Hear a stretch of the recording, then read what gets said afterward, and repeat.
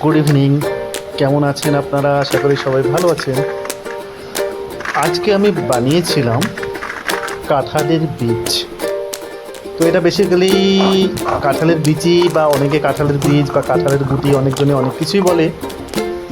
তো আজকে এটা বানিয়েছিলাম অনেক দিন পর, প্রায় এটা আমি 4 থেকে 5 বছর পর হয়তো খাচ্ছি। আমি কলকাতায় যাওয়ার পর থেকে এটা পাইনি। তো রিসেন্টলি আসামে আসার পর সেগুলো পুরনো যেগুলো স্মৃতি, পুরনো যেগুলো খাবার কিছু কিছু মনে পড়ে। তো কাঁঠালের গুটি বা কাঁঠালের বীজ ঘরে ছিল, তো ভাবলাম আজকে এটা বানিয়ে নিই। তার জন্য সবার প্রথম বীজগুলো কেটে নিয়েছি, কেটে উপরের খোসাটা উঠিয়ে নিয়েছি।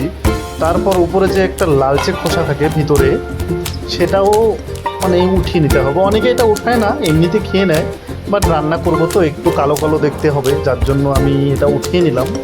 তো ওঠানোটা একটু প্যারা আছে, অনেক সময় নিয়ে করতে হয়। প্রথমে তো জলে এটা ভালো করে সিদ্ধ করে নিলাম, তারপরে দেখতেই পাচ্ছেন এখন হাত দিয়ে প্রেস করলে উঠে যাবে, বা চামচ দিয়ে ঘষলে উঠে যাবে। বাট এই একটা একটা করে ধরে চামচ দিয়ে ঘষা অনেকক্ষণ সময় লাগে। তো যাক, সময় নিয়ে করবো আর কি আছে। এই তো সব কটা উঠিয়ে নিয়েছি। উঠিয়ে নেওয়ার পর এবার চলো রান্নার মূল ধাপে যাই। গ্যাসটা জ্বালিয়ে দিলাম, কড়াইটা গরম হয়ে গেছে। এবার কড়াইতে একটু সর্ষের তেল দিয়ে দিলাম। তো সর্ষের তেল দিয়ে একটু সেখানে আলু দিয়ে দিচ্ছি। অনেকে এটা অনেক সবজি দিয়ে রান্না করে, আলু দিয়েও রান্না করতে পারো, তারপর এটা বেগুন দিয়েও রান্না করা যায়, মানে অনেক কিছু দিয়ে রান্না করা যায়। খেয়েছিলাম তো আগে বাড়িতে, তো আমি আলু দিয়ে রান্না করব আজকে।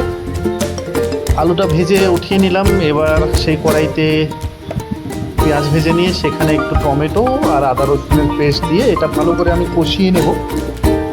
তো কষানো হয়ে গেছে। এবার এখানে আমি 2-4টে কাঁচা লঙ্কা মিডিল করে দিয়ে এরকম করে ভেঙে দিয়ে উল্টে পাল্টে নেড়ে দিলাম। এবার সেখানে আমি নুন, হলুদ গুঁড়ো, লঙ্কা গুঁড়ো, ধনে গুঁড়ো, জিরের গুঁড়ো, তো এগুলো দিয়ে আরও একটু কষিয়ে নেব।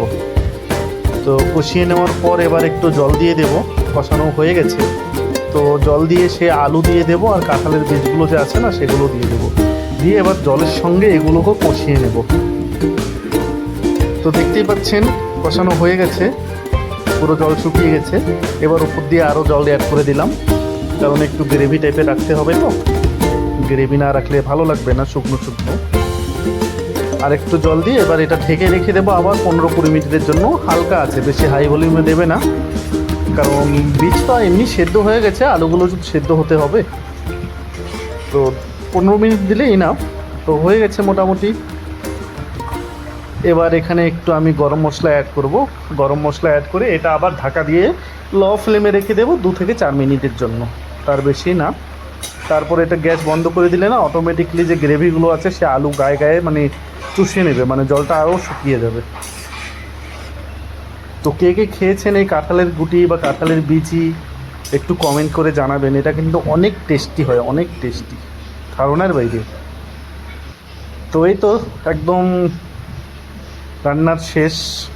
কত সুন্দর হয়েছে, কালারটা দেখো, আর কি যে দারুণ হয়েছিল টেস্ট।